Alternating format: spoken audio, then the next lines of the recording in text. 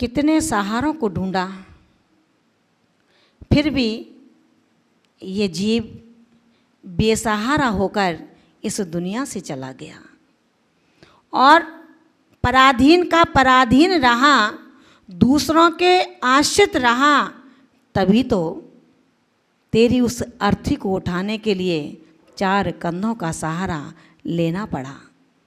आचार्य भगवंत कहते हैं, रे श्राव को संभलने की, जगने की अब आपको कोशिश करनी होगी। तंद्रा को छोड़ना होगा और तंद्रा को तोड़कर ज्ञान चक्षुओं को उन्मिलित करना होगा। जब आप इन व्यसनों को छोड़ देंगे, इन पापों को छोड़ देंगे, तो आपका मन तभी होगा कि अब मैं चलूं उस दरबार में जहाँ पर जिसका कोई नहीं होता उसका प्रभु होता है, जिसका कोई नहीं होता उसका गुरु होता है। जब मूल गुण ही नहीं होंगे तो भला उत्तर गुणों को कौन पालन करेगा। ऐसे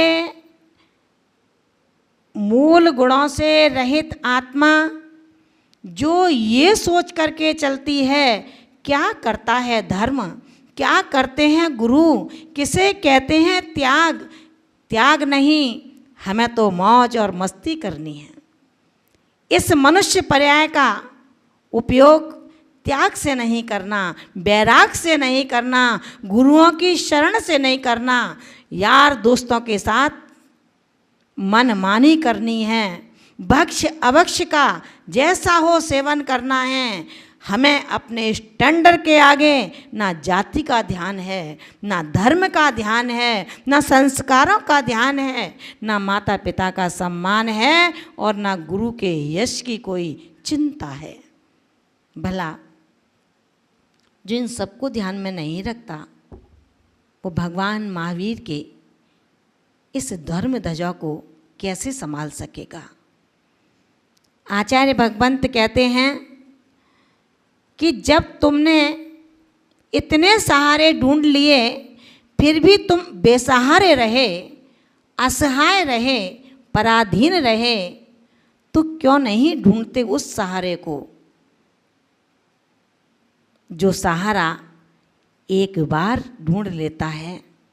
याद है ना आपको, मछुआरा जब उस जलाशय में अपना जाल डालता है तो उस जाल को देख कर के मछलियाँ दूर भागती हैं, लेकिन यदि कोई समझदार मछली होती है तो वो दूर नहीं भागती, वो मछुआरे के चरणों के पास आकर के बैठ जाती है।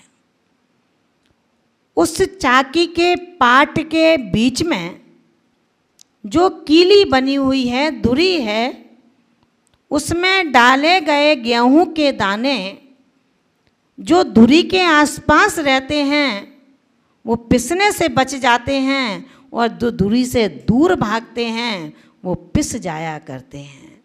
मछुआरे की चरण में बैठ कर के कल्लोलें करती है वो मछली जो जाल में फंस जाती हैं। उन जाल में फंसी मछलियों को देख कर के विचार करती है और मछली जो जाल में फंसी हैं वो देख कर के कहती है कि रे मछली, हम और तुम एक ही वंश के हैं, तुम मछुआरे के पास में इस जल में कल्लोलें कर रही हो और हम जाल में फंस चुके हैं।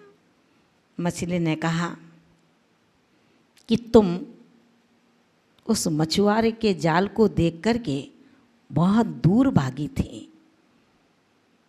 जो दूर भागता है वो फंस जाया करता है और जो गुरु चरणों में रहता है वो बच जाया करता है। कहा गया है, आचार्य मानतुंग स्वामी जब 48 तालों में बंद कर दिए गए, उन्होंने अपने हौसलों को नहीं खोया, अपने श्रद्धान को तोड़ा नहीं, वरन अपने इष्ट का स्मरण किया और पहुंच गए तीर्थंकर आदिनाथ स्वामी के पाद मूल में उसका ही ये वजह हुआ। उन्होंने पहले ही काव्य में लिख दिया, बालम बनाने बहुजले पतिताम जनानाम। जो भगवान आदि ब्रह्मा आदिश्वर तेरी शरण को प्राप्त हो जाता है, वो संसार रूपी समुद्र में पतित होने से, गिरने से बच जाया करता है। महानुभावों, इसीलिए कहा है तू इतने दुनिया भर के रिश्तों को मत ढूंढ, मत मित्रों को तलाश, मत मित्रों के साथ मौज मस्ती कर, मत शराब के प्यालों को छू। अगर तुझे कुछ लेना है, बोध ही करना है, नशा ही करना है, तो क्यों नहीं जुड़ जाता उनके साथ में जो रात दिन का भेद नहीं जानते। जब भोगी दुनिया सोती है तब योगी अपने आत्मा का अनुरंजन कर रहा होता है। जब सारी दुनिया घोर रात्रि समझ करके भोगों में लगती है, उस समय वो योगों का पुजारी अपने योगों के चंचलता को रोककर आत्म अन्वेषण में लगा होता है। ऐसों के साथ अगर बैठेगा तो ध्यान रखना, तू पतित होने से बच जाएगा, तू पिसने से बच जाएगा, जाल में फंसने से बच जाएगा। ये झूठे सहारे तेरी जिंदगी को कभी जिंदा जिंदगी नहीं बना सकते हैं। इसीलिए कहा है मत ढूंढ सहारे दिल, सहारे टूट जाते हैं, जोश लहरों में आता है, किनारे छूट जाते हैं। ऐसे सहारों को ढूंढ करके हमने अपनी जिंदगी को बर्बाद किया है। मद्य, मांस और मधु का सेवन हम दिल खोल करके करते हैं। कभी भी कोई औषधि अगर मधु में बताई गई तो हमारे जैन दर्शन का जिनागम कहता है इसकी जगह आप शक्कर की चाशनी भी बना सकते हो, जिसमें अपनी औषधि का सेवन करें। यानी हम हिंसा से कैसे बच सकते हैं, हम अहिंसक कैसे बन सकते हैं। आचार्य भगवंतों ने नाना प्रकार के उदाहरणों के माध्यम से, नाना प्रकार के दृष्टांतों के माध्यम से, प्रमाणों के माध्यम से हमें बताने का पुरुषार्थ किया है। चाहे वो आचार्य अमृतचंद स्वामी हों, जिन्होंने समय सार के कलश लिख करके अपनी लोक ख्याति को इतना बढ़ा लिया, दे और देरी की भिन्नता को जब उन्होंने अपने समय सार कलश के माध्यम से पाठकों के लिए परोसा, तो शायद लगता है आध्यात्म का जो जलाशय है वो छोटा नहीं और बड़ा नहीं, बहुत बड़ा है। लेकिन उसको पढ़ने का साहस सिर्फ वो कर सकता है जिसने विधिवत आगम को जाना है। आगम को बिना जाने जो आध्यात्म में प्रवेश कर जाना चाहे, वो ऐसा ही है जैसे जड़ के बिना वृक्ष और नींव के बिना भवन और मूल गुणों के बिना श्रावक। हमें ना हम वृक्ष हैं, ना हम मकान हैं, आप हैं तो एक श्रावक हैं। जैन कुल में जन्म लेने के बाद इन चीज़ों का सर्वथा त्याग होना ही है। अगर आप इनका त्याग नहीं करते हैं, अगर आप इनका मन माना सेवन करते हैं अथवा अपनी मनमानी करते हैं, रात्रि में आपको खाना है, रात्रि में आपको पीना है, ये जैनों की संगति नहीं है। जैनेतर जो शुद्ध परंपरा का पालन करते हैं वो भी रात्रि में भोजन नहीं करते, रात्रि में पानी भी नहीं पीते। ऐसे जैनेतर आत्मार्थी आवश्यक नहीं है कि हम जैन कुल में जन्म लेकर के मोक्ष केवल जैनों को मिलता हो। जो जैन सिद्धांत का पालन करता है, अहिंसाणु व्रत का पालन करता है, सत्याणु व्रत का पालन करता है, अचौर्याणु व्रत का पालन करता है, ब्रह्मचर्याणु व्रत का पालन करता है और परिग्रह परिमाण व्रत का पालन करता है। आचार्य समंत भद्र स्वामी कहते हैं, इन मूल गुणों का पालन करने वाला ही उत्तर गुणों में प्रवेश कर सकता है। इसी के साथ पंडित आशाधर जी ने सागर धर्मामृत के अंतर्गत 8 मूल गुणों को इस तरह बताया। मध्य मास मधु का त्याग 3, एक रात्रि भोजन, 5 उदंबर फलों का त्याग, उन्होंने 5 उदंबर फल एक में ही गिने हैं। पंच परमेष्टि को नमस्कार, जीव दया का पालन और जल छान करके पीना। पंडित आशाधर जी के अनुसार इन 8 मूल गुणों को पालन करने वाला आत्मा जैनत्व के शासन को अपना करके अपनी इस पाप कालमा को, अपने इस अर्थहीन जीवन को, अपने इस गृहस्थ संबंधी शारीरिक स्तर के समस्त कार्यों को तभी उपार्जित कर सकता है जब वो अपने श्रावकत्व की मजबूत नींव के साथ अपने जैनत्व की रक्षा करने में तत्पर होगा। जिसने जैनत्व की रक्षा नहीं की, जिसने अपने इस जाति और कुल की रक्षा नहीं की, जिसने हिंसादि पापों का त्याग नहीं किया, मांसादि का सेवन का त्याग नहीं किया, अब प्रश्न ये उठता है कि आप डायरेक्ट मांस नहीं खाते, आपकी थाली में वो मांस के टुकड़े नहीं हैं, लेकिन जो रात्रि में भोजन करता है, आचार्य अमृतचंद स्वामी ने ये कहा कि वो अन्न का पिंड भी रात्रि में मांस पिंड के खाने के समान है।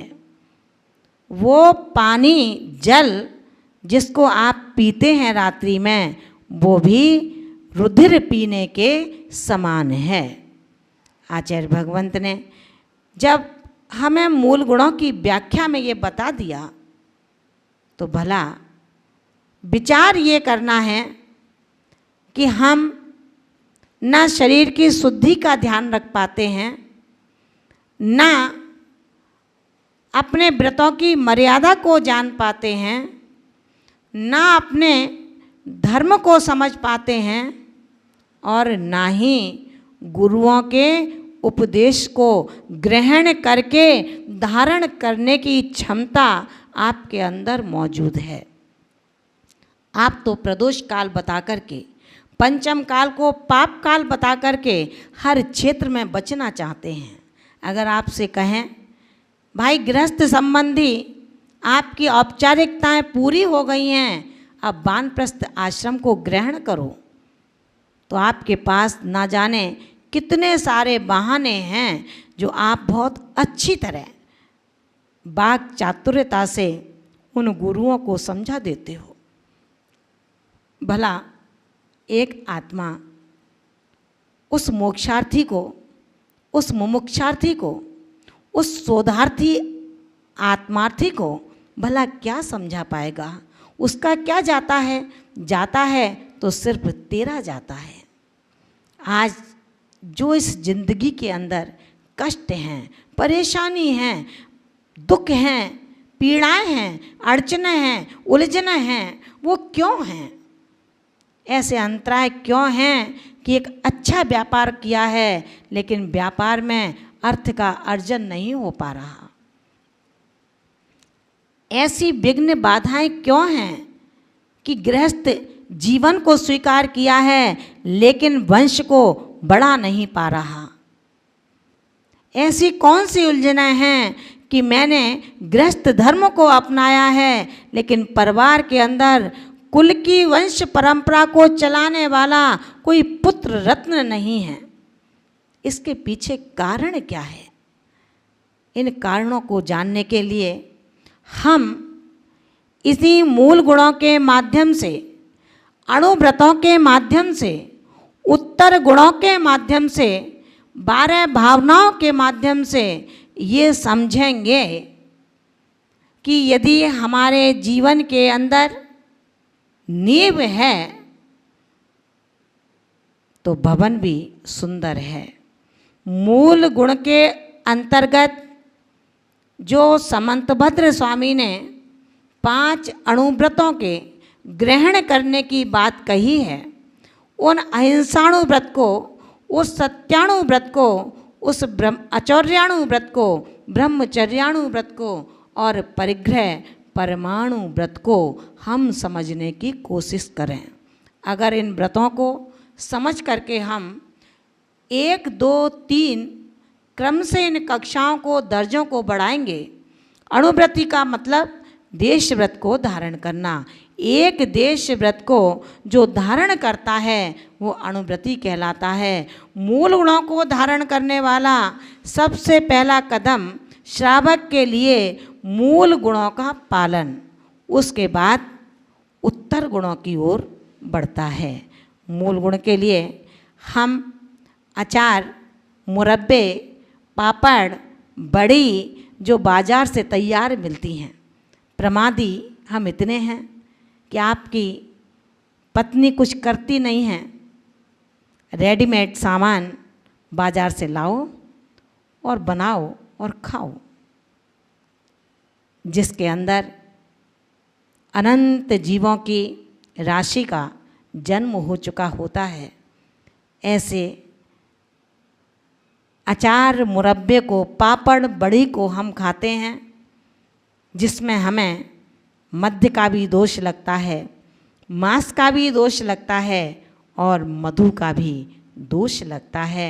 इन दोषों को कैसे छोड़ा जाए, इन दोषों से कैसे उन्मुक्त हुआ जाए, कैसे करूं अपने पापों का मार्जन, ये कौन विचार करेगा भैया? जो पापों से भयभीत होगा, जिसे दंभ नहीं होगा अपनी इस मानव पर्याय पर, उसे भय होगा कि मेरे जीवन के 50 वर्ष निकल गए, 40 वर्ष निकल गए, 30 वर्ष निकल गए, अब बचे कितने हैं।